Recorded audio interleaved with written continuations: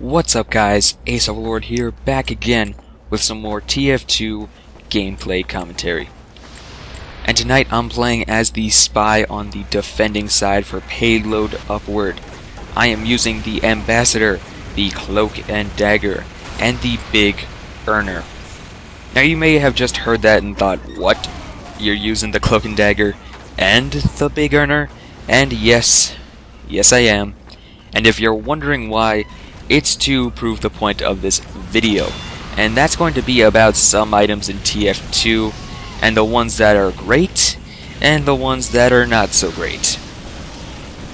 Now if you couldn't tell, one of the items that I think is not so great is going to be the Big Earner, because I just don't think that it balances itself out right. And if you didn't know, with the Big Earner, if you get a backstab, you will get Cloak back. Also, you lose health. So altogether, you'll lose, I believe it's 25 points of health. And I just don't think that's really a good risk to take, because you're already so weak as Spy, so it makes you even weaker. And for what? Just so you can get Cloak back on kills. Whereas you could just go to an ammo box or pick up weapons and get Cloak. So I don't really think that's one of the better Spy knives. Now another weapon I'm not so fond of, it's not the Spy, it's the Soldier, and I think you all know what weapon I'm thinking of. And that's going to be the Pain Train. I mean, everybody knows it. It's just awful weapon. And it just, I mean, I don't even know what they were thinking when they made that weapon. I mean, Valve, you know, did they just decide to play a prank on everybody, like, ooh, new soldier weapon coming out, and they give you a nail taped to a board? Now that, I just think that's weird. And you know what the bonus it gives you? It gives you an extra capture point.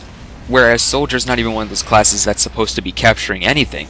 It's supposed to be the one that's clearing the way for the scouts that are supposed to capture. So some weapons in TF2, you might disagree with me, but I just don't think they are as good as they could be, or just not good at all. Now, on a lighter note, some weapons that I definitely love, it's going to be the Your Eternal Reward, because that weapon I just think is amazing as Spy. Even though you don't get that original disguise kit, I think that's great because it's balancing it out. But when you get those backstabs and you're just instantly able to disguise, it's so useful. I mean, say you're going after a sentry and you have a disguise on. If you backstab an engineer who's working on that sentry, the sentry won't even shoot you once, because you switch disguises so fast with that stab that it just doesn't recognize it. And I think that's amazing. That's so useful. It's totally worth the debuff of not being able to have that disguise kit. Another great weapon is the Ambassador, which I'm using, which I just think is great. It's great for taking out heavies, even if you're able to get enough headshots and your accuracy is good enough.